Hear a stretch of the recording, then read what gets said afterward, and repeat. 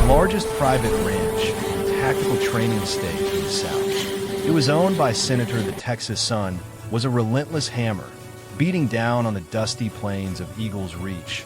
Richard Sterling, a man whose power reached all the way to the White House, and whose arrogance was as vast. The ranch was a playground for corrupt CEOs, politicians, and high-priced mercenaries who came there to hunt, drink, and plan their shadows.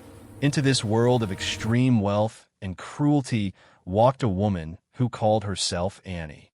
She was a quiet, gray-haired woman in her 50s, wearing a faded denim shirt and carrying a heavy mop bucket. She had been hired as a camp steward and kitchen hand. Her job was to clean the mud-caked boots of the mercenaries, scrub the blood off the hunting trophies, and wash the dishes after the senator's lavish, drunken parties. To the men at Eagles Reach, Annie was a piece of furniture. She was the old lady who never spoke and always kept her head down. The senator's son, a sadistic young man named Chad who thought his father's money made him a god, made it his mission to break Annie's spirit. Chad and his group of elite security guards would intentionally spit on the floor she had just polished. They would mock her age and her poverty, calling her garbage and the maid of nothing. Once, during a formal dinner, Chad intentionally tripped Annie while she was carrying a heavy tray of crystal glasses. As she fell onto the hard stone floor, cutting her hands on the shattered glass, Chad laughed and poured a bottle of expensive champagne over her head, telling her that even the wine is worth more than your life. Annie didn't cry. She didn't scream. She stayed on her knees, her face hidden by her wet hair, picking up the glass with trembling hands. Chad and his men roared with laughter, convinced they had finally broken the quiet old woman. But the old lady was a ghost from a world they couldn't even imagine. Annie was actually General Anna Valkyrie Cross, the former commander of the most elite black-budget unit in the U.S. intelligence community. She was a woman who had survived tortures that would make Chad's heart stop, and she had neutralized threats that could topple nations. She wasn't at the ranch for a job.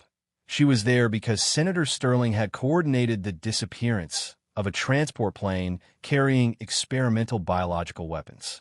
Anna's husband, a fellow operative, had been on that plane and was executed by Sterling's men to cover their tracks. Anna wasn't there for justice. She was there for a total, systematic reckoning. For 4 months, she had endured every insult, her cleaning bucket actually containing a high-powered signal interceptor and a series of liquid nitrogen charges disguised as floor wax. The situation turned from a mission to a massacre on a stormy Friday night. A young local girl named Maria, who worked in the ranch's laundry, accidentally found the senator's secret vault hidden behind the wine cellar. Inside were the biological canisters and the execution videos. Chad caught her and dragged her to the center of the main hall, intending to dispose of her in front of his drunken friends. He wanted to show everyone how powerful he was. Annie was in the corner, mopping the spilled wine from earlier.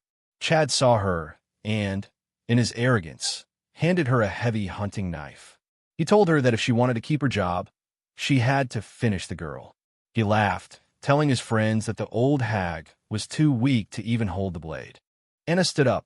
The slouch in her shoulders vanished, replaced by a posture of lethal, military precision. She dropped the knife into the bucket, and for the first time, she looked Chad directly in the eye.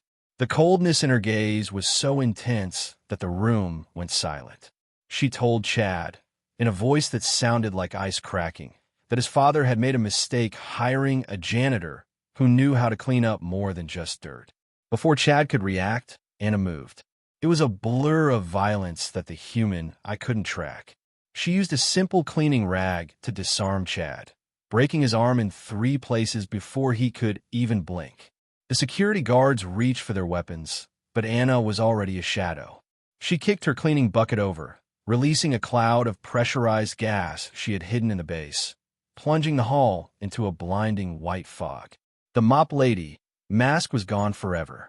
Anna pulled a hidden tactical headset from her collar and spoke a single word into the void. Harvest. Instantly, the ranch's high-tech security grid turned against its owners.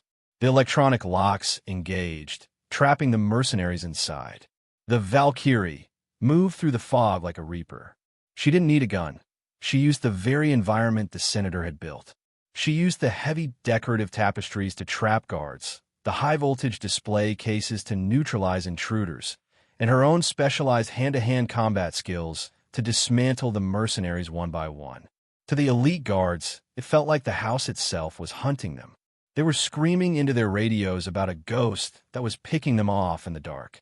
Anna reached the senator's private study on the top floor. Sterling was frantically trying to delete the evidence and load a helicopter for escape.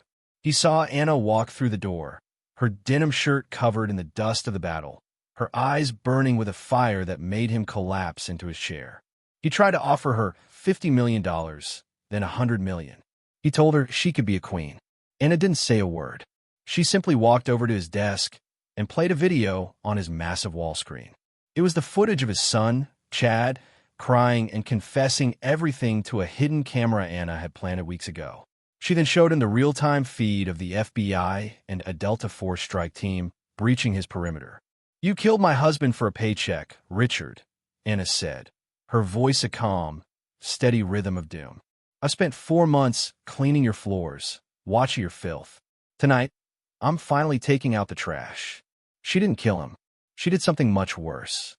She destroyed his reputation, his legacy, and his future in a single click of a mouse, sending every secret he ever had to every news agency in the world. As the windows of the study shattered and the real soldiers swarmed the room, Anna simply stepped into the shadows. As the sun began to rise over the Texas plains, the Eagles' Reach ranch was a graveyard of ambition. Senator Sterling and his son were led away in shackles, their faces pale as they were paraded past the cameras of the world's media. The biological weapons were recovered, and the local girl, Maria, was safe. The soldiers looked for the janitor who had done the impossible, but all they found was a faded denim shirt and a mop bucket left in the center of the hall. Anna was already miles away, driving a plain silver SUV toward the horizon. She had a new name, a new identity, and a world of shadows that still needed a nobody to clean them up. To the people she passed on the road, she was just another woman traveling alone, someone they would forget in a heartbeat. But in the halls of the Pentagon, they whispered her name with awe. She was the Valkyrie, the ghost in the machine, and the woman who proved that the most dangerous person in the world is the one you think you can ignore. If you enjoyed this story of justice and hidden power, hit that subscribe button to join our community and never miss a mission. We bring you the best underestimated hero stories every week. Thanks for watching.